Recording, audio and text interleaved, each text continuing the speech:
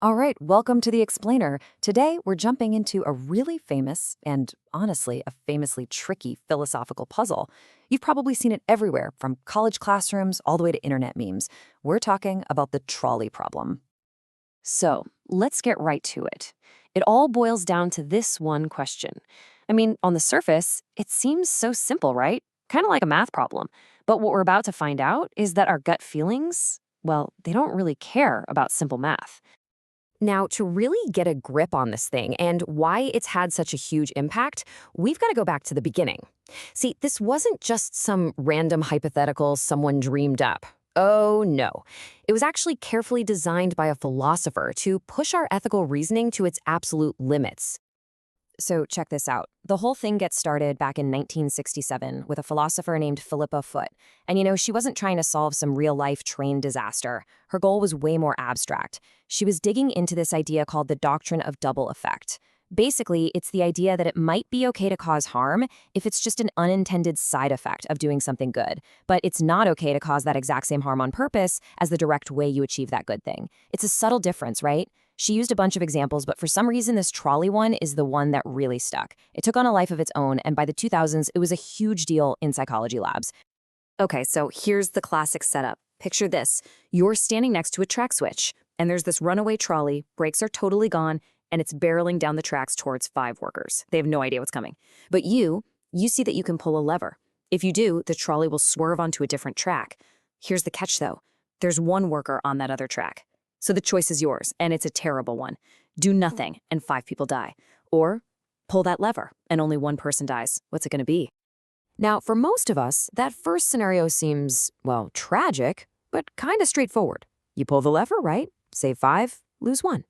But then, just 9 years later, this problem got a twist. A really famous, really personal twist that made the choice, so much harder. So this is the version from another philosopher, Judith Jarvis Thomson. The setup starts the same. Runaway trolley, 5 people in danger. But this time, forget the lever. It's not there.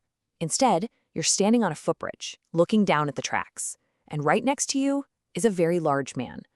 And somehow, you just know with 100% certainty that if he were to fall onto the tracks, his body would stop the trolley. The only way to save those 5 people is to physically push him. Shove him right off the bridge. He will die for sure, but the other 5 will live. So, do you do it? Do you push him? And this is where things get really interesting, because this is what makes our brains just short circuit. See, when you pull people, most say they would pull the lever, but very, very few say they would push the man.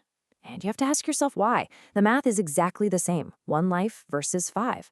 So what gives? Well, it's all about the action itself. Pulling a lever feels distant, indirect. The death of that one worker feels like a tragic side effect of diverting a threat that was already there. But pushing someone, that's direct. It's personal. It's violent. You're not just averting a threat, you're creating a brand new one for an innocent bystander. His death isn't a side effect anymore. It's the method. It's the whole plan.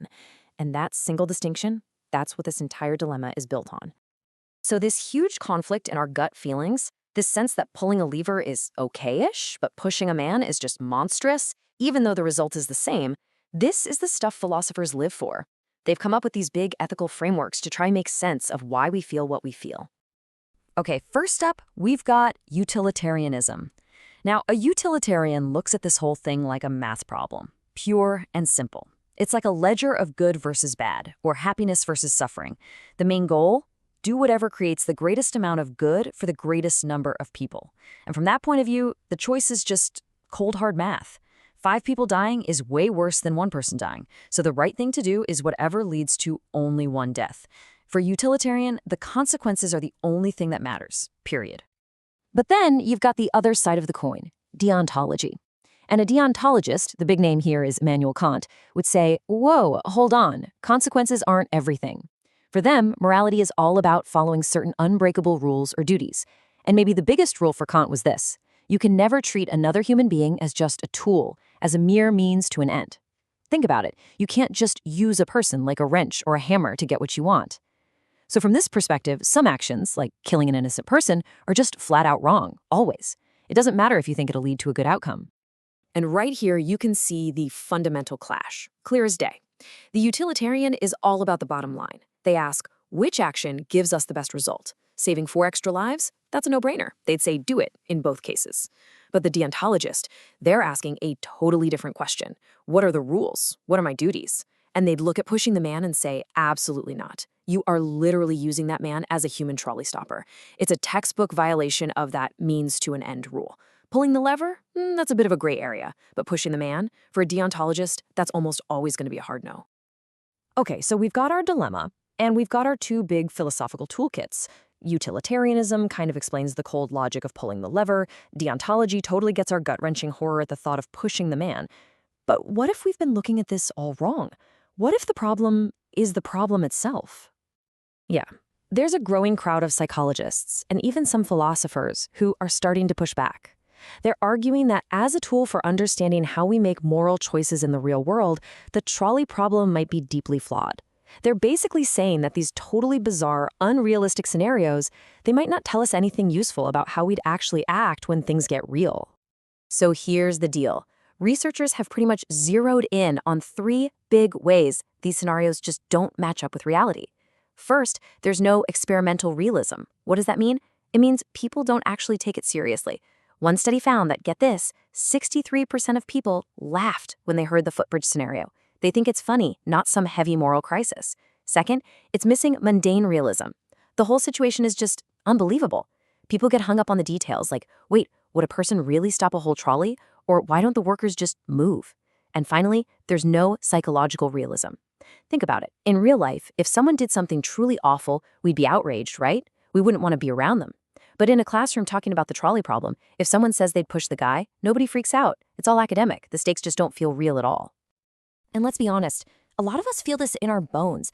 This quote from a Reddit user just nails that frustration perfectly. Real life is never this clean. It's not a neat little hypothetical with 2 perfect options. It's messy.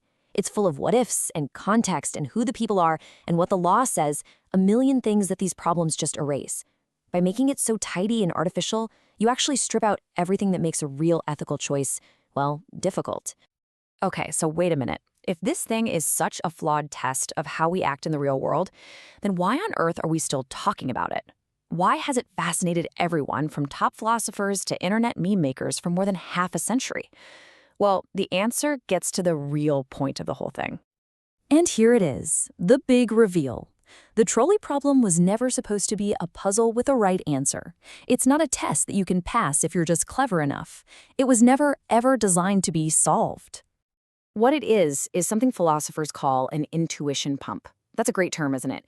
Its whole job is just to get your own moral gut feelings flowing so you can stop and take a good, hard look at them.